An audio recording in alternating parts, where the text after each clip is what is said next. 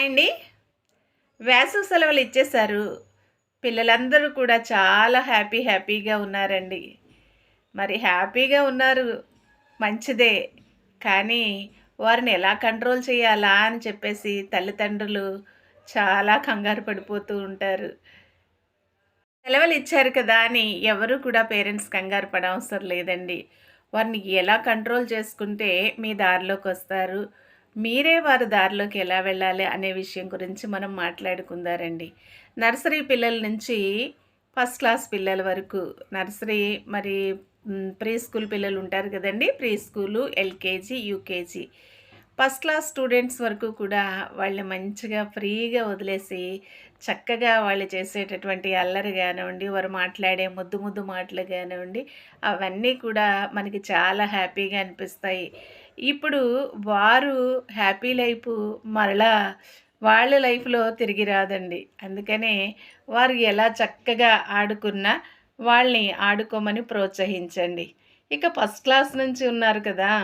మరి first class నుంచి ఈ 10థ్ క్లాస్ వరకు 10థ్ క్లాస్ దాటి ఇంటర్మీడియేట్ వరకు పిల్లలు కూడా మీరు చూసుకోవచ్చండి. ఇక first class to intermediate students వరకు కూడా వారిని చక్కగా మోటివేట్ చేసుకోండి. పేరెంట్స్, మదరు, ఎస్పెషల్లీ మదరు ఇంట్లో ఉంటారు కాబట్టి, మరి ఫాదర్ డ్యూటీకి వెళ్తూ ఉంటారు కాబట్టి, మదరు ఏం చేస్తారు అనంటే మరి మీరు వాళ్ళతో ఫ్రెండ్లీ నేచర్‌గా ఎంత ఫ్రెండ్లీ అంటే చాలా వారికి మీరే బెస్ట్ ఫ్రెండ్. వారు ప్రతి విషయం కూడా మీతో చెప్పేటటువంటి విధంగా మీరు వారి స్థాయికి వెళ్ళిపోయి వారితో స్నేహం చేస్తూ ఏది మంచి, ఏది చెడు, ఇండోర్ గేమ్స్ ఆడుకోవడం వల్ల ఉపయోగాలేంటి, చక్కగా మరి కొంతసేపు సాంగ్సు, మ్యూజిక్కు వారికిష్టమైతే మరి కొన్ని చక్కటి మూవీస్, మరి విలువలు కలిగిన కొన్ని మూవీస్ ఇలాంటివి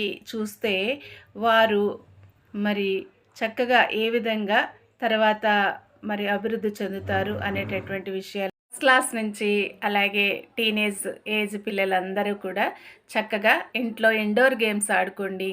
ఇండోర్ గేమ్స్ చెస్ అని, క్యారమ్స్ అలాగే చక్కగా మీరు అంతాక్షరి ఇలాంటి గేమ్స్ ఆడుకుంటూ చక్కగా కొన్ని యాక్టివిటీస్‌ని డైలీ కూడా మదర్ ఏం చేయాలంటే ఒక టైమ్ టేబుల్ ప్లాన్ చేయాలండి.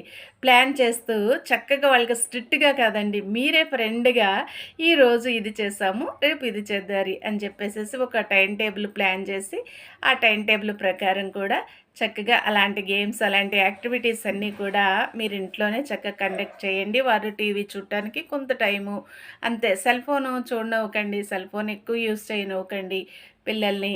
ఇవన్నీ చూస్తూ సాంగ్సు అలాగే చక్కగా మరి కథల పుస్తకాలు ఉంటాయండి. అలాంటి కథల పుస్తకాలు చదవాలి అని చెప్పేసేసి అలాంటివన్నీ కూడా వారికి నేర్పించండి. అంతేకాదు మరి హాలిడేస్ ఇచ్చేసారు కదా అని చెప్పేసేసి ఏమీ ఊరుకోకుండా స్కూల్ మేనేజ్మెంట్స్ అన్నీ కూడా కొన్ని మరి సమ్మర్ క్లాసెస్ కండక్ట్ చేస్తూ ఉంటారండి. మ్యూజిక్ అని అలాగే మరి కొన్ని సాంగ్సు, డ్యాన్సు మరి అబాకస్ క్లాసెస్ ఇలాంటివన్నీ కూడా చక్కగా కండక్ట్ చేస్తారు. ఇలాంటి క్లాసెస్ కూడా వారు అటెండ్ అయ్యేలా చూసుకోండి. అంతేకాదు మరి అమ్మమ్మ, నానమ్మ ఇంటికి కూడా వెళ్తూ ఉంటారు కదా! అమ్మమ్మ, నానమ్మ పల్లెటూర్లు అయితే కనుక ఆ పల్లెల పచ్చదనాన్ని వారికి తెలియచేయండి. ఆ పల్లెటూరులో ఉన్నటువంటి ప్రజల యొక్క ప్రేమ, ఆప్యాయతను వారికి తెలియచేయండి.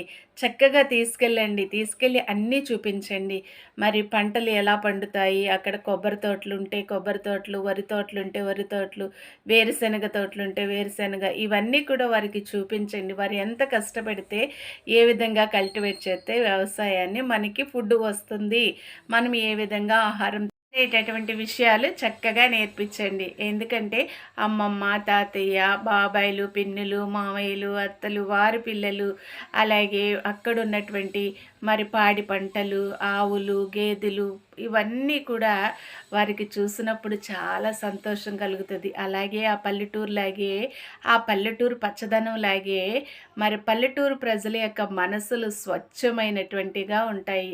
ఆ ప్రేమ, ఆప్యాయతలు కూడా వారందరూ కూడా చూసి నేర్చుకుని మంచి విలువలు, సంస్కారము నేర్చుకునేటటువంటి విధంగా వారిని తీసుకెళ్ళి అన్నీ కూడా చూపించండి. ఒకే చోట కట్టేసి ఉంచడం కాకుండా వారిని చక్కగా తీసుకెళ్ళి చూపించడం వల్ల వారు చాలా హ్యాపీ అవుతారండి, సంతోషపడతారు. అంతేకాదు అక్కడ నుండి ఎన్నో విషయాలు వారు నేర్చుకుంటారు.